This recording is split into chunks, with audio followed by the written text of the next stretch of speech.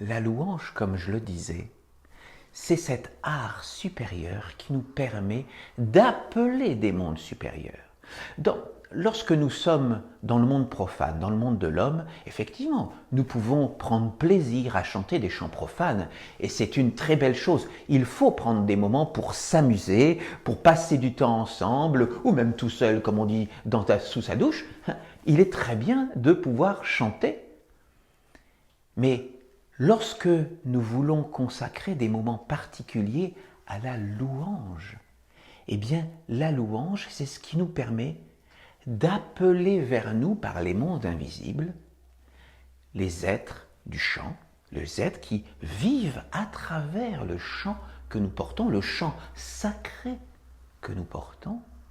Et donc, ça permet d'appeler à nous des forces mystérieuses, des mondes divins qui viennent et qui peuvent s'incarner à l'intérieur de nous pour vivre cet instant et vivre avec nous dans notre vie. Lorsque nous chantons, nous devons chanter pour appeler les mondes supérieurs comme nous chanterions pour appeler notre belle, celle que nous aimons dans la vie, ou une femme dirait son compagnon. Voilà. Nous devons appeler par notre chant l'amour, manifester l'amour pour attirer à nous les mondes divins pour qu'ils puissent vivre dans notre vie.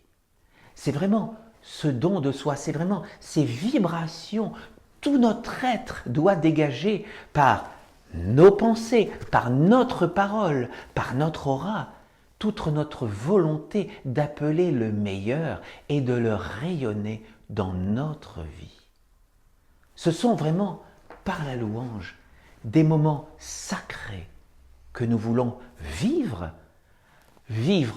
avec nous, avec ceux qui sont autour de nous, mais également ensuite pouvoir transmettre autour de nous cette vibration, ce que nous aurons porté de sacré en nous, et bien voilà, nous voulons ensuite pouvoir le porter dans le monde.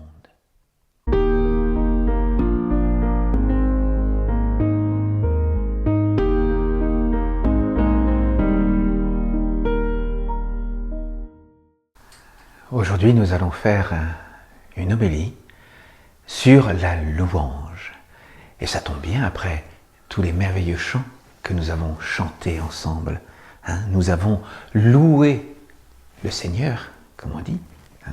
Louer, c'est en fin de compte l'art supérieur du chant. Et c'est ce que je vais vous expliquer aujourd'hui. Mais auparavant, je vais vous donner une citation. Une citation du maître Peter de Nove, qui a écrit dans le livre qui chante « Si la moitié des Bulgares étaient musiciens et qu'au moins 2 millions de personnes chantaient, savez-vous quelle bonne humeur régnerait alors dans le pays et quelle bénédiction ils recevraient. Juste après votre réveil, chantez 5 à 10 minutes. Ensuite, faites votre prière à Dieu pour le remercier et après, commencez votre travail. » Et je trouve que cette citation est merveilleuse à 2 titres. D'abord, elle nous explique que le chant, c'est une véritable hygiène de vie. C'est un moment qui nous permet d'abord dans notre corps physique de respirer par le chant et également ça nous permet d'élever notre esprit, notre âme vers quelque chose de sacré, d'appeler quelque chose de sacré. Ensuite, il nous explique que tous les jours, nous devons prendre le temps de remercier Dieu, d'appeler Dieu, de faire nos prières avant de faire notre travail. C'est une façon, en fin de compte, d'apporter les bénédictions sur notre journée et de donner un sens supérieur à notre travail, de bénir notre travail et notre journée. Donc, le chant, la louange, comme je le disais, c'est cet art supérieur qui nous permet d'appeler des mondes supérieurs. lorsque nous sommes dans le monde profane, dans le monde de l'homme, effectivement, nous pouvons prendre plaisir à chanter des chants profanes et c'est une très belle chose. Il faut prendre des moments pour s'amuser, pour passer du temps ensemble ou même tout seul, comme on dit, sous sa douche. Il est très bien de pouvoir chanter. Mais lorsque nous voulons consacrer des moments particuliers à la louange, eh bien, la louange, c'est ce qui nous permet d'appeler vers nous par les mondes invisibles les êtres du chant, les êtres qui vivent à travers le chant que nous portons, le chant sacré que nous portons. Et donc, ça permet d'appeler à nous des forces mystérieuses, des mondes divins qui viennent et qui peuvent s'incarner à l'intérieur de nous pour vivre cet instant et vivre avec nous dans notre vie. Lorsque nous appelons par la force de la louange ces êtres supérieurs, ces êtres invisibles, ils peuvent s'incarner parmi nous et vivre dans le monde des hommes. On pourrait se demander, en fin de compte, parfois peut-être pourquoi chanter. Mais en réalité, on sait que chaque règne dans la création doit pouvoir appeler le règne qui lui est supérieur. Alors, on sait par exemple les minéraux. Comment font-ils pour appeler le règne qui lui sont supérieurs aux minéraux? Donc, appeler le monde végétal. Eh bien, la pierre doit pouvoir être tendre pour pouvoir attirer la plante à elle, qui va pouvoir prendre racine à l'intérieur d'elle et pouvoir faire ce socle où là la plante va pouvoir absorber et se nourrir du minéral, et donc à ce moment-là, le minéral est dans la victoire. Il a attiré à lui la plante, le règne supérieur, et voilà, il est dans sa manifestation, il porte le végétal et il permet de nourrir le végétal. Le végétal, lui, son objectif, c'est d'appeler le règne supérieur, c'est-à-dire le règne animal. Comment fait la fleur? Eh bien, elle se pare des plus belles couleurs, des plus belles senteurs, pour attirer à elle le papillon ou l'abeille, c'est-à-dire ce monde animal qui va pouvoir féconder la plante. Et lorsque, par exemple, un arbre majestueux accueille dans sa cime et dans sa ramure tous les oiseaux, il porte le règne supérieur et il est dans la victoire. Il est vraiment dans sa fonction de porter le règne animal. L'animal, lui, il aime pouvoir, pour les animaux de compagnie par exemple, il aime pouvoir avoir auprès de lui les hommes et les femmes, le règne de l'humain autour de lui. Et que fait le chien fidèle? Eh bien, il apporte son affection aux hommes et aux femmes pour recevoir les caresses. Et là, il est dans le bonheur. Et l'homme, quelle est sa place? Eh bien, l'homme, lui, son rôle, c'est d'appeler par le chant sacré, d'appeler des forces et les mondes divins pour pouvoir s'incarner dans sa vie. La fonction de l'être humain, qui, je vous le rappelle, est à l'interface entre les mondes visibles et les mondes invisibles, eh bien, cet homme-là doit pouvoir attirer dans sa vie les belles vertus portées par les anges. Et si nous voulons être attirants pour les mondes divins, si nous voulons être beaux pour les anges, eh bien, la louange est ce qui permet, par notre cœur et par les vibrations que nous émettons, qui vont se transmettre dans notre aura, eh bien, nous pouvons ainsi appeler les mondes divins, les mondes supérieurs, pour pouvoir prendre corps et vivre avec nous, partager notre vie et la rendre plus belle. Nous pouvons ainsi transmettre autour de nous les vibrations du chant, les vibrations que nous avons chantées lorsque nous avons eu des moments privilégiés, où nous avons pu faire la louange. Et lorsque nous allons dans le monde des hommes, nous portons en nous ces belles vibrations qui vont pouvoir diffuser autour de nous et quelque part changer le monde.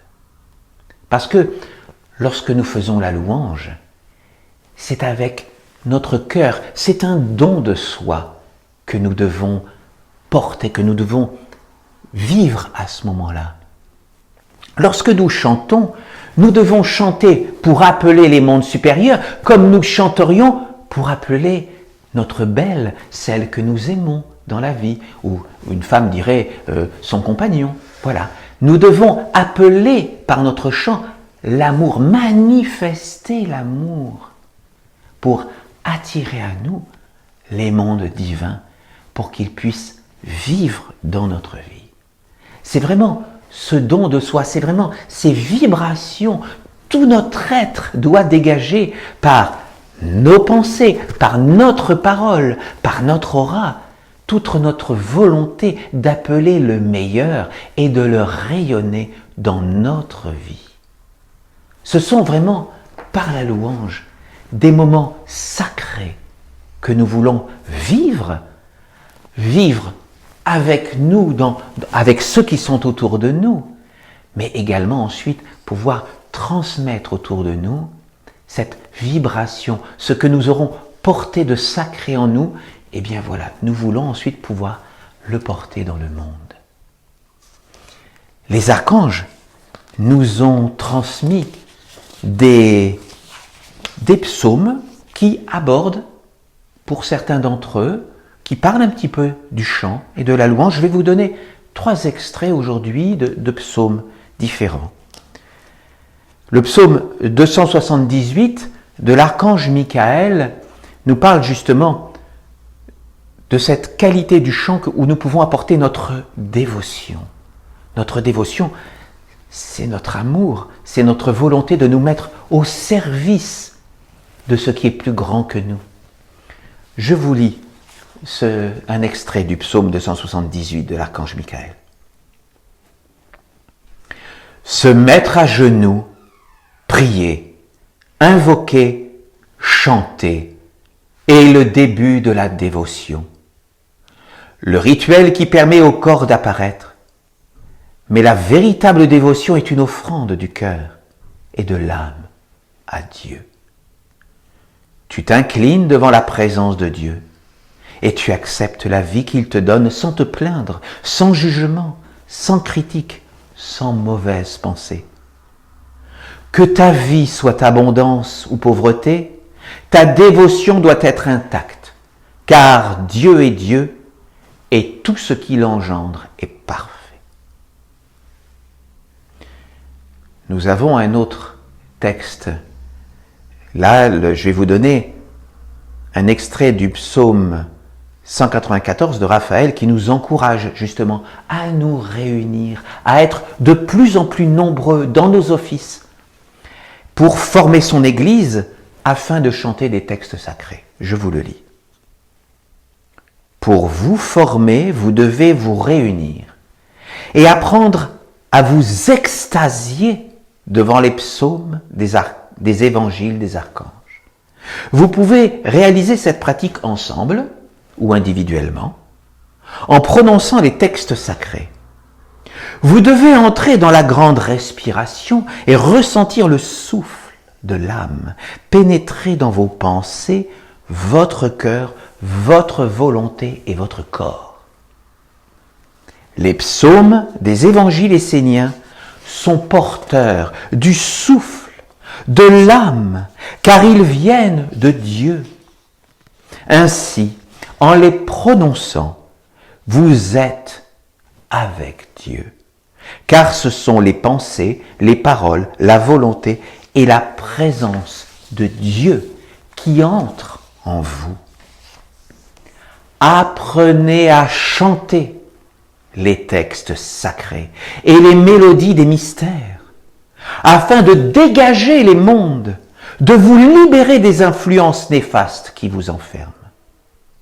Apprenez à prier pour appeler les bonnes forces, le bon ciel, pour renouer avec l'âme et vivre dans une atmosphère emplie d'intelligence, de sagesse, d'harmonie, de vertu angélique. Faites cela dans la maison de Dieu. Réunissez-vous en sainte assemblée pour étudier les textes sacrés, pour chanter, pour célébrer, pour prier, afin d'accumuler une force d'âme, un souffle de guérison et de libération dans vos églises. Partagez cela comme le corps et l'esprit de Dieu, comme le pain et le jus de raisin de la vie, afin d'être avec votre âme et de connaître une vie belle, juste et vraie.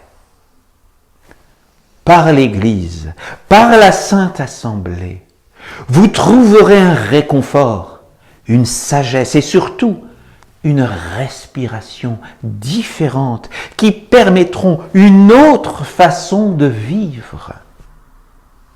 Cela sera une bénédiction dans tous les domaines de l'existence, car il est fondamental de conduire dans tous les aspects de la vie, dans la grande respiration de l'âme.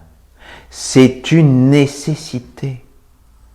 C'est pourquoi vous devez tout mettre en œuvre pour que cette respiration ait lieu, car si l'homme est totalement envahi par cette matière grise et subtile qui l'enferme et l'isole, le soleil s'éteindra en lui et tout perdra sa valeur, son goût, son intérêt, son âme. Alors, ayant éteint la source de la lumière, de l'amour et de la vie, il ne sera plus qu'une ombre sur la terre, un automate, et le monde de l'homme s'éteindra. Mais ce n'est pas le but. Vous devez constituer la Sainte Assemblée et bâtir dans votre corps de vos vies la Sainte Église qui redonnera un souffle à la vie de l'homme, le reconnectera à son âme et à l'intelligence supérieure qui révèle le sens caché, la sagesse des mondes, la suprématie de l'amour qui ouvre les portes de la vie éternelle. On voit bien l'impulsion que veut nous donner l'archange Raphaël dans ce psaume. Réunissez-vous, soyez de plus en plus nombreux dans cette Sainte Assemblée, dans cette Église, dans cette maison de Dieu, dans l'Église essénienne chrétienne.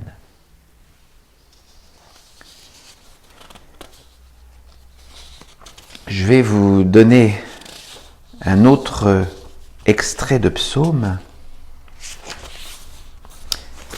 où là, dans le psaume 84, l'archange Uriel nous invite à mettre de la légèreté dans notre vie.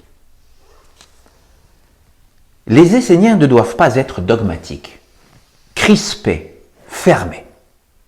Ils ont le droit de s'amuser et de se détendre et de combler leurs besoins. Je te conseille de t'amuser comme un enfant, de courir, de sauter, de chanter, de danser, de rire et de jouer. Tu dois savoir quel est le moment pour faire cela et quel est celui pour travailler, pour être dans l'efficacité. Développe cet équilibre en ton cœur, afin que rien en toi ne soit laissé pour compte, ne soit dans le mécontentement et la souffrance. Ne regarde pas les autres, la façon dont ils s'habillent, se comportent, ce qu'ils font, ce qu'ils disent, car tu dois laisser à chacun la liberté de se détendre. Voilà, c'est sur ce psaume, je vais dire qu'il y a une humeur un peu plus légère que nous allons terminer cette homélie. Et donc nous allons d'abord, avant de poursuivre, nous allons donc rentrer dans notre intériorité sacrée, dans une petite méditation de 5 minutes.